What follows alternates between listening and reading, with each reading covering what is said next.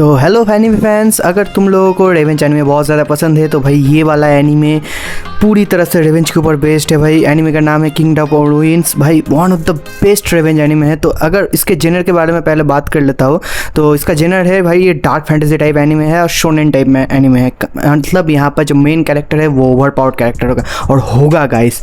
तो अगर इस एनीमे के बारे में मैं थोड़ा सा बात करूँ स्टोरी के बारे में, तो इसके स्टोरी में पहले दिखाया जाता है कि इंसान और विचों को भगवान ने बनाया था, गॉड ने, और विचेस को पावर दिया गया था कि वो ह्यूमंस की मदद करे, उनको रिवाइव करने में, हीलिंग करने में, उनके नॉलेज को प्रोसेस करने में, इन सब के लिए विचेस को बनाया गया था। लेकिन भाई ह्यूमंस के तो नेचर ही है कि वो लोग जब किसी चीज़ को पा लेते हैं, क्योंकि हम अपने नॉलेज को जब सुपीरियर कर लेंगे यहाँ पर, फिर हम लोग करने वाले हैं मैसेकर।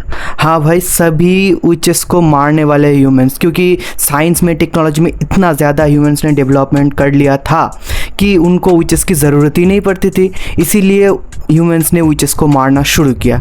तब विचेस ने अपने आप को बचाने के लिए कभी किसी दूसरे कंट्री में, या फिर कभी मतलब वो स्पॉट छोड़ के जा रहे थे, ऐसा हो गया था। और जो इनको भी मिलता था, ऐसा नहीं कि नॉर्मल डेथ देते भाई, बहुत ही ब्रूटल तरीके से एनीमे में मारना दिखाया है। और ये एनीमे है ही भाई 18+ का एनीमे। तो हम लोग सोच ही सकते हो कि कितना ज़्यादा वायलेंट होगा। इसीलिए मैं पहले ही बोल दे रहा हूँ कि अगर कोई वीक हार्टेड है वो लोग तो इस एनीमे को छोड़ ही दो, लेकिन अगर तुम लोगों को मज़ा आता है रिवेंज देखने में तो फिर देखो गाइस। और तो यहाँ पर मारने का सिलसिला चलता रहा। फिर अब दिखाया जाता है कि हमारा जो मेन कैरेक्टर है जिसका नाम है एडोनिस, वो अपने विच के साथ, मतलब वो एक्चुअली एक विच के साथ बचपन से ही रहता था, मतलब वो उसका गार्जियन टाइप था विच। तो उस विच का नाम था क्लोई।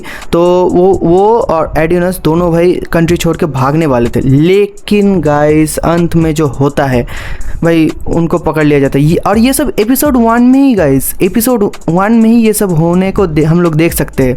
तो उसको पकड़ के ले जाया जाता है और भाई क्लोई को बहुत बुरी तरह से मारा जाता है भाई, बहुत बुरी तरफ से। मतलब मैं तो बोल भी नहीं सकता कि इतना ब्रूटल वो डेथ था।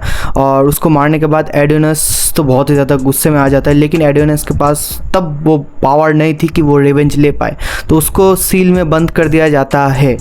यहाँ पर ही एपिसोड 1 का पार्ट है। लेकिन भाई आगे जब स्टोरी में बढ़ते हो तो कुछ समय बाद का स्टोरी दिखाया जाता है, जहाँ पर एक और कैरेक्टर, डोर का कैरेक्टर, जो कि हमारा लीड फीमेल कैरेक्टर होने वाली है, बहुत ही काइंड हार्टेड कैरेक्टर है भाई, वो भी एक विच है। तो वो अदर्स विच को, जिनको पकड़ के किंगडम में मारने की कोशिश मतलब प्लानिंग था, तो उनको बचाने के लिए ये आती है। लेकिन भाई अनफॉर्चुनेटली इनका प्लान बाहर मतलब लीक हो जाता है और इनको मारने की कोशिश करी जाती है। डोर का वहाँ पर जाते जाते वो जो एडियोनस का जो सील था उसको एनीहाउ ब्रेक कर देता है। तब एडियोनस भाई वहाँ से फ्री होने के बाद वो बंदा रिवेंज के मूड में ही था, क्योंकि भाई क्लोई को उसके सामने मारा गया था। उसने वहाँ पर रिवेंज मतलब ऐसा लिया कि पूरी सिटी को भाई बर्बाद कर दिया, ख़त्म कर दिया गाइस। मतलब एकदम जो सामने आ रहा था उसको मार रहा था, ह्यूमंस को किसी को नहीं छोड़ रहा था, सोल्जर सबको मार रहा था। उसको रोकने की बहुत ज़्यादा कोशिश कर रहा था, मतलब किंगडम से ही। और किंगडम में जो किंग था एक्चुअली वो यहाँ पर पावर में है ठीक, लेकिन वो किसी और के अंडर है, वो मैं आगे बताता हूँ कहानी में। तो भाई डोर का ने जब मैंने बताया कि उसका सील तोड़ दिया था, तब वो बंदा जाके सबको मार रहा था, लेकिन उसको रोकने की कोशिश की गई थी। लेकिन वो बंदा भाई बहुत ज़्यादा पावरफुल था, बट एनी हाउ उसको रोक दिया जाता है और इस फाइट में डोरका की डेथ हो जाती है। हाँ, ये बहुत बुरी बात है, लेकिन यहाँ पर डेथ हो जाती है। लेकिन गाइस बाद में वो स्टोरी के आगे जाते तुम लोग देखोगे कि डोरका को बचाया जाएगा एनी हाउ। और अगर मेन कैरेक्टर की बात करें तो मेन कैरेक्टर को पकड़ लिया जाता है, लेकिन वो एनी हाउ वहाँ से किसी की मदद से बच जाता है। और बचने के बाद भाई वो चला जाता है कि जो विचेस के जो प्लेस में, जहाँ पर विचेस सेफ रहती है, वहाँ पर चला जाता है। लेकिन एक्चुअली उसको जो लेके जाया जाता है क्लोई को दोबारा ज़िंदा करने के लिए।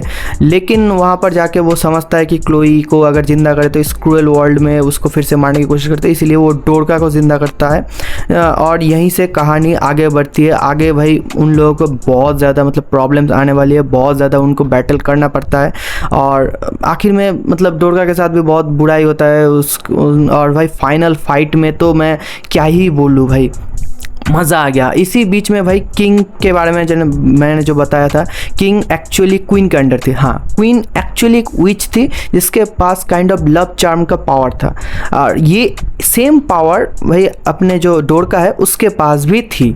तो इस पावर से किसी को भी कंट्रोल किया जा सकता है उसके हार्ट के थ्रू और उसके पावर को बहुत ज़्यादा मैक्सिमाइज कर दिया जाता है।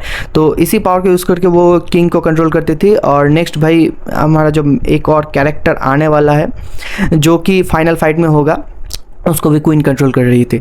तो भाई फाइनल फाइट बहुत ही देखने लायक है और बहुत ज़्यादा ब्रूटल भी है। बहुत कुछ होगा ऐसा कि तुम लोग भी मतलब देख के शॉक में आ जाओगे। लेकिन एनी हाउ भाई अपना जो डोरका है और एडिनस है वो उस फाइट को जीत लेती है और दोनों ही बच जाते हैं और यहीं पर भाई कहानी ख़त्म होती है। मैं पूरी स्टोरी यहाँ पर नहीं बोल रहा हूँ, वो तुम लोग एनीमे में ही देखो क्योंकि ये एनीमे ऐसा ही एनीमे है, इसको तुम अगर एक बार देखो तो दोबारा ज़रूर देखना चाहोगे। Animation quality one of the top notch है गाइस, क्योंकि ये 2023 का एनीमे है। 2023 के आखिर में शायद आया होगा ये एनीमे। भाई मेरे को बहुत मज़ा आया और 12 एपिसोड है और डब में तुम लोगों को अवेलेबल मिलेगा। बहुत मज़ा आया मुझे ये एनीमे देख के, मतलब जो कहते हैं ना गूज बम्स आने वाला, मेरे को गूज बम्स आया पूरी एनीमे में और इंस्टेंट रिवेंज आ रहा था। मैं यही बोलना चाहता था इस एनीमे के बारे में। और अगर तुम लोगों को वीडियो अच्छी लगे तो वीडियो को गाइस लाइक एंड शेयर कर दो और चैनल को सब्सक्राइब कर देना।